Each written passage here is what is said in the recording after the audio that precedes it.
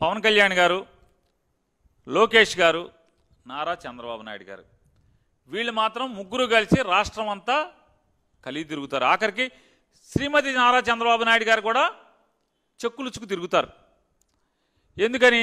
చంద్రబాబు నాయుడు గారిని అరెస్ట్ చేయగానే ఆ బాధతో చచ్చిపోయారంట మనుషులు. ఆ చచ్చిపోయిన వాళ్ళ కుటుంబాలకి చెక్కులు ఇస్తే ఆవిడ తిరుగుతారు.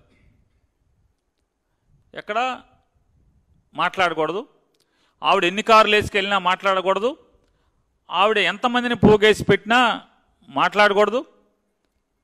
పవన్ కళ్యాణ్ గారు రైతులు చనిపోయారు అంటే వాస్తవంగా రైతు ఆత్మహత్యలు కాదు అది అని చెప్పని పోలీసు డిసైడ్ చేసినా కూడా ఇతను మాత్రం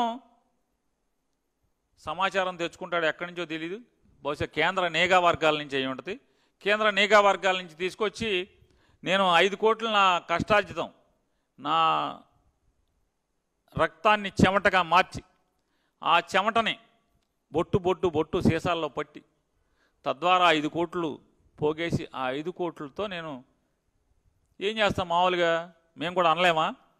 చెక్కు పిలిస్తే తీసుకెళ్ళి ఇవ్వయా, పలకరించి చచ్చిపోయిన వాళ్ళకు ఉంటే వాళ్ళని ఇంటికి వెళ్ళి ఓదార్చి ఇంటికాడ చెక్కు ఇవ్వమని మేము కూడా చెప్పొచ్చు. కానీ ఏదో ప్లేనరీ సభలాగా జిల్లాకు పెద్ద సభ పెట్టి దానికి ఒక 10,000 మందినో 5,000 మందినో పోగేయటం, దానికి పెద్ద మీటింగ్ చెప్పడం, జగన్ గారిని బూతులు తిడతాం, అంతా అయిపోయి మామూలుగా మధ్య వాళ్ళేమో పొద్దునొచ్చి కూర్చుంటారు పాపం ఆ కుటుంబాల వాళ్ళు. వాళ్ళు పిల్ల జల్లతో వచ్చి కూర్చుంటే ఈయన ఎప్పుడుగో సాయంత్రం 6ంటికి వస్తాడు ఊరేగుతా కారు టాప్ ఎక్కి.